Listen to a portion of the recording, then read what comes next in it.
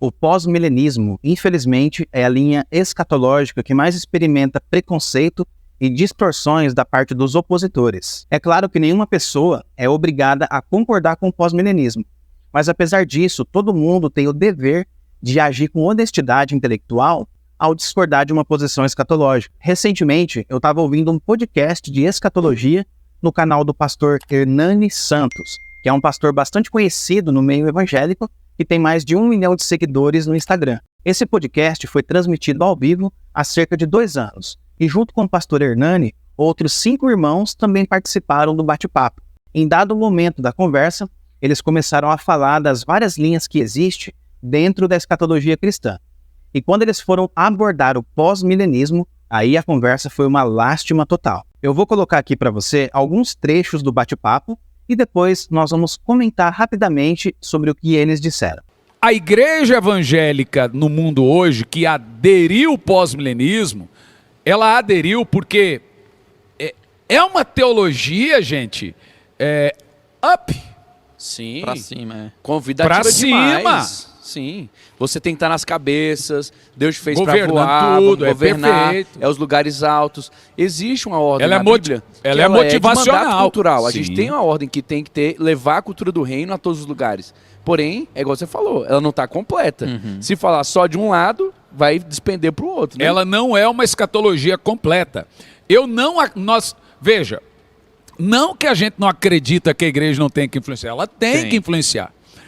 Mas a igreja influencia de outra forma. Ela influencia no reino espiritual. Eu acredito que Deus levanta pessoas para os governos, acredito que Deus levanta gente na política, juiz, embargador, tudo isso.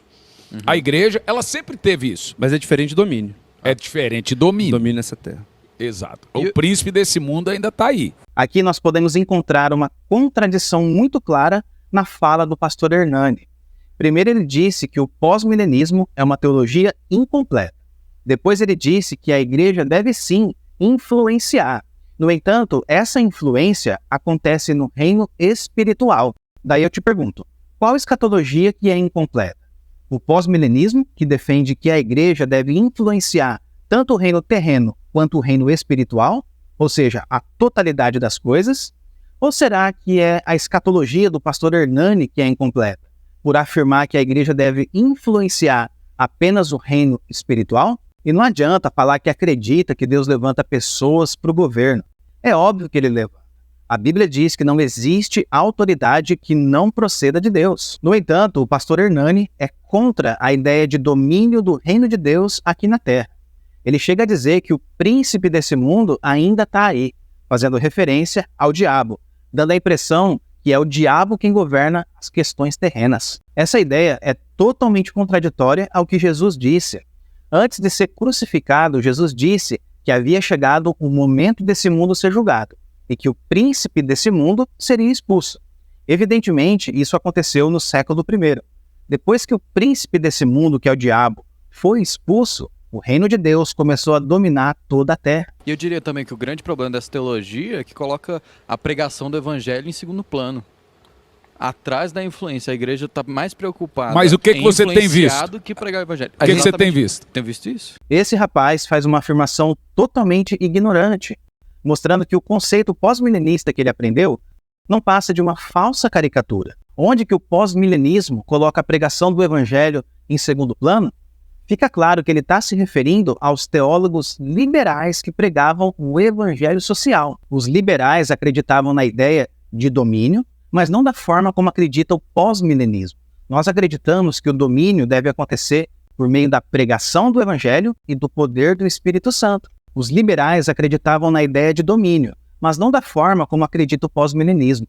Nós acreditamos que o domínio deve acontecer por meio da pregação do evangelho, do discipulado e do poder do Espírito Santo. Já os liberais depositam toda a confiança na força humana, sem contar que eles não acreditam no elemento sobrenatural do cristianismo. Esse tipo de comentário que foi feito no podcast só revela a influência que os escritores dispensacionalistas exerceram na mentalidade de muitos cristãos. Por exemplo, o conhecido teólogo dispensacionalista John Walvoord disse que o pós-milenismo não tem força suficiente para resistir a essa tendência de seguir o liberalismo. Então, quando uma pessoa lê e acredita nessas ideias falsas, ela vai reproduzir essa informação como se fosse uma verdade absoluta. Note que o rapaz diz que no pós-milenismo a igreja está mais preocupada em exercer influência do que em pregar o evangelho. Ora, uma das principais bases do domínio do pós-milenismo é justamente a grande comissão, em que Jesus manda o quê? Pregar o evangelho e discipular as nações. É através da pregação pura e genuína do evangelho que a igreja vai exercer influência nos setores da sociedade. Essa acusação que foi feita é totalmente falsa e revela um profundo desconhecimento do pós-milenismo. A gente pode falar que é uma missão integral? Que a teologia da missão integral está dentro desse pós-milenismo? A missão integral, ela é pós-milenista. E não é isso que tem matado, roubado muita coisa de nós O hoje? evangelho. Porque você tira a cruz... Virou uma teologia ideológica. E você diz que é só conquista. Você joga pro lado não tem social. sacrifício. Exato. Perfeito. Você quer fazer uma coisa social, uma coisa bonita, uma coisa bacana, que tem que ser feita. Existe um mandato cultural para a igreja, porém você não pode abdicar dali do sacrifício. Existe uma cruz a ser carregada. Existe uma cruz a ser ministrada. Existe um sal a ser aplicado ali também, né? O que a gente vê é eles levantarem muito mais forte a questão social e mandato cultural e relativizando muita coisa que a palavra de Deus coloca. É uma teologia relativista. Pós-milenismo e missão integral. Para quem não sabe, a ênfase da missão integral é a transformação social, mas em contrapartida, a ênfase do pós-milenismo é a pregação do evangelho e o discipulado cristão. Como resultado e consequência da pregação e do discipulado, ocorre a transformação social e pessoal.